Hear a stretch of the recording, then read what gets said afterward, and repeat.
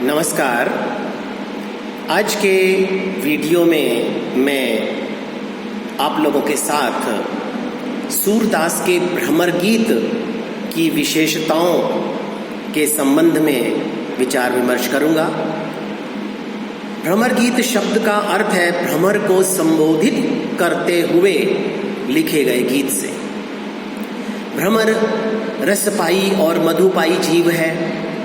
जब उद्धव गोपियों को योग की शिक्षा देते हैं तब गोपियां रुष्ट हो जाती हैं।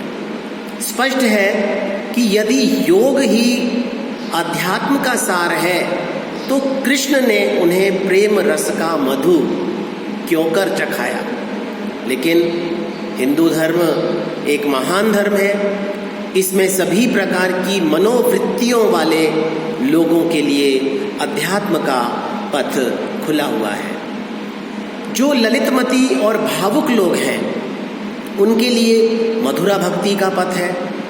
तभी एक भ्रमर मधु के लोभ से गोपियों के मुख कमल के चारों ओर चक्कर लगाने लगता है और गोपियों को उद्धव को उपालंभ देने का अवसर मिल जाता है। वे सब उस भ्रमर को कृष्ण का प्रतीक बना डालती हैं और भ्रमर के ब्याज से उद्धव को और उद्धव के छल से कृष्ण को उल्हाने देने लगती हैं। भ्रमर गीत से तात्पर्य कृष्ण भक्त कवियों द्वारा लिखित एक विशिष्ट परंपरा से है जो भ्रमर को संबोधित कर लिखे जाते रहे हैं।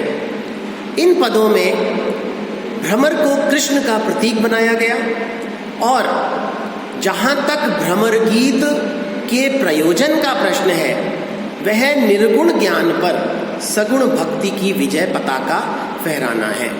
और साथ साथ भ्रमर गीत का लक्ष्य नीरसता का निषेध करके सरसता का प्रतिपादन करना भी रहा है। भ्रमर गीत में उद्धव निर्गुण ब्रह्म के उपासक बनकर आए हैं।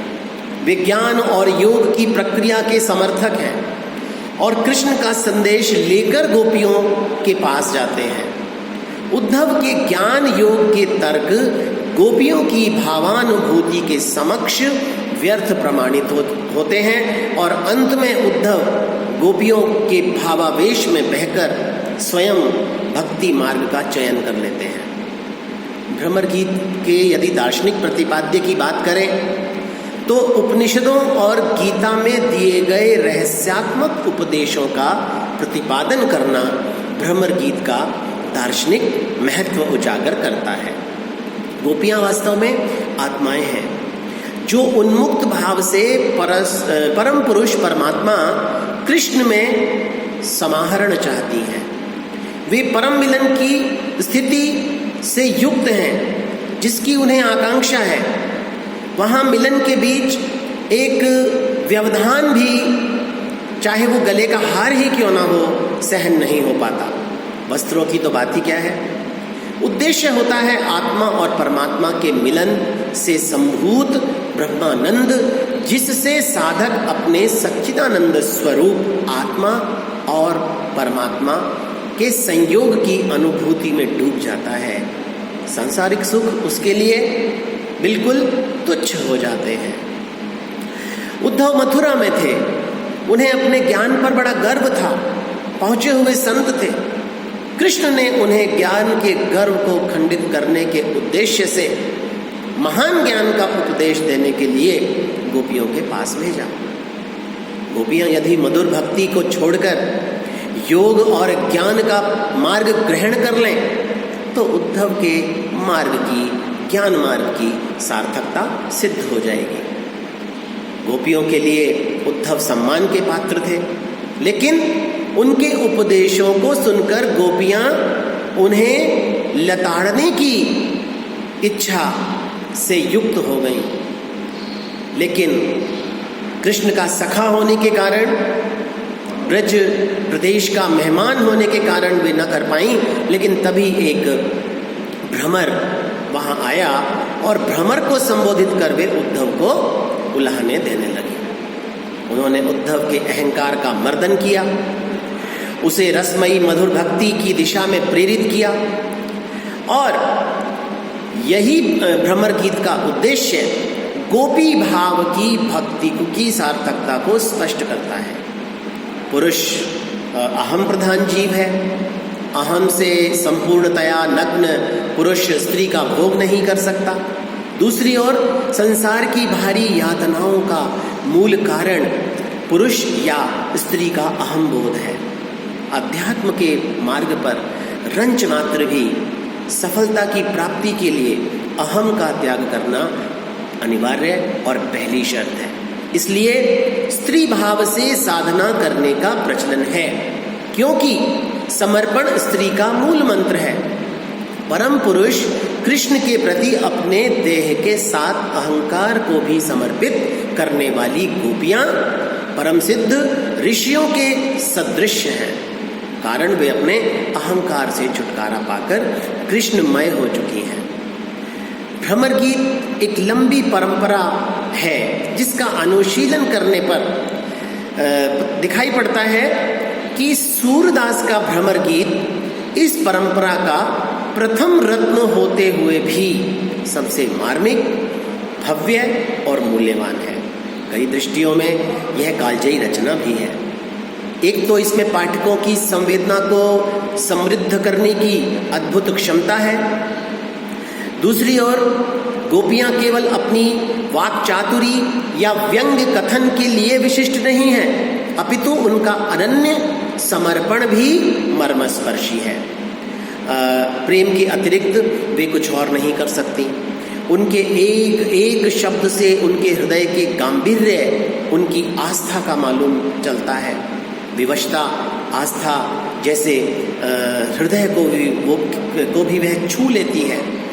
सूरदास का भ्रमर गीत सबल और तार्किक वैचारिक पक्ष और अपने समय के समाज की चुनौतियों को स्वीकार करने का साहस भी करता है, अपनी ओर आकर्षित करने का भी प्रयास करता है।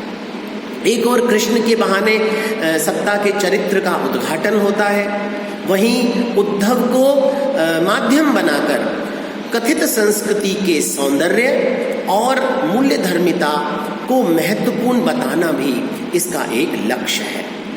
निवृत्ति मार्ग से असहमति के साथ साथ भ्रमर गीत का एक स्त्री पाठ भी है। गोपियों का स्वच्छंद प्रेम उनके चुनाव की स्वतंत्रता का प्रमाण है। उद्धव से वे तर्क वितर्क भी अपने चेतन, तार्किक और जागरूक स्थिति के साथ करती हैं। ये सब काव्य के में सतह पर नहीं है, भली भांति संश्लिष्ट है। सूरदास की काव्य प्रतिभा इसमें पूरे चरम पर है और उन्होंने सशक्त भाषा और प्रभावपूर्ण शैली में अपने प्रतिपाद्य को सफलतापूर्वक अभिव्यक्त भी किया है। हम दूसरे भ्रमर गीतों की तुलना में देखें तो सूर का भ्रमर गीत न केवल व्यवस्थित है अपितु श्रृंखलाबद्ध भी है। इसका एकमात्र उपाय या इसका कहेंगे एकमात्र कारण ये है कि इसके अंतर्गत पहले कृष्ण को गोकुल की चिंता में पूरी तरह से निमग्न दिखाया गया है और उसके बाद उद्धव के ज्ञान गर्व की सूचना दी गई है। कृष्ण अच्छी तरह जानते हैं कि उद्धव ज्ञानोन्मत्त है, प्रेम के मार्ग में बिल्कुल असहज है, अनाड़ी है। ऐसी स्थिति में कृष्ण उन्हें ही अपना संदेश लेकर गोपियों के मन मस्तिष्क को बदलने के लिए भेजते हैं।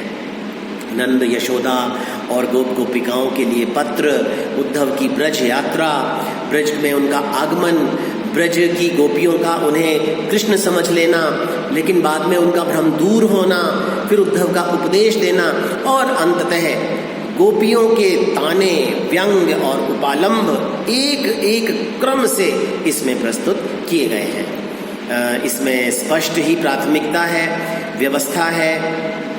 जिस उद्देश्य से भ्रमर गीत का प्रणयन हुआ है वह उद्देश्य भी इससे स्पष्ट हो जाता है।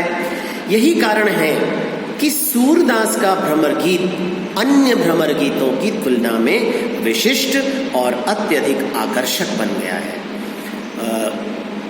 सूरदास के भ्रमर गीत में वियोग श्रृंगार का उत्कृष्ट रूप विद्यमान है। इसमें निर्गुण साधना पर सगुण साधना की विजय दिखाई गई है। गोपियों का उत्कट प्रेम, उनका दृढ़ विश्वास, उत्कृष्ट भक्ति भाव बड़े ही सुंदर और सजीव रूप से इसमें प्रस्तुत हुआ है, जिसे देखकर ज्ञान के प्रकांड आगार उद्धव भी अपना संपूर्ण ज्ञान भुला देते हैं और निर्गुण ब्रह्म का उपदेश छोड़कर सगुण ब्रह्म के ही उपासक हो जाते हैं। इसी कारण भ्रमर गीत की यह सुदीर्घ परंपरा, सूरदास का भ्रमर गीत हिंदी की आरंभिक रचना होकर भी सर्वश्रेष्ठ है। वर्तमान में भी ब्रज की कविता लिखी जाती है। ब्रज के कवि को भ्रमर गीत प्रसंग विशेष रूप से आकर्षित करते हैं। कुछ कवि यथासंभव नई नई उद्भावनाएं भी कर रहे हैं। मेघ श्याम कृत भ्रमर श्याम भ्रमर गीत परंपरा पर पूरी तरह आधारित है, लेकिन इसमें उद्धव ज्ञान मार्ग के प्रतिनिधि न होकर एक भक्त के रूप में दर्शाए गए हैं। सूरदास ने जिस परंपरा का सूत्रपात किया वह आज तक सदा नीरा के रूप में प्रवहमान है। इनके भ्रमर गीत में भक्ति और दर्शन का मणिकांचन संयोग है और यह भक्ति गोपियों के विरह का संस्पर्श पाकर और भी अधिक आकर्षक रूप सामने लेकर आई है। प्रेम में त्याग, निष्ठा और आत्मोत्सर्ग की वृत्ति को जो महत्व दिया गया है उसका उद्घाटन सूरदास ने इस कृति के माध्यम से भली भांति किया है। इसमें कोई आश्चर्य की बात नहीं है, क्योंकि सूरदास जितने सहृदय और भावुक थे उतने ही वे वाणी की भंगिमा, व्यंग्योक्ति और वक्रोक्ति विधान में भी निपुण थे। सूरदास की भाव प्रेरित वक्तृता और व्यंजना क्षमता न केवल गोपियों द्वारा उद्धव को दी गई फटकार, दिए गए उल्हानों में व्यक्त हुई है, अपितु वह तो कृष्ण और कुब्जा के संदर्भ से भी पूरी मार्मिकता के साथ अभिव्यक्ति पा सकी है। धन्यवाद।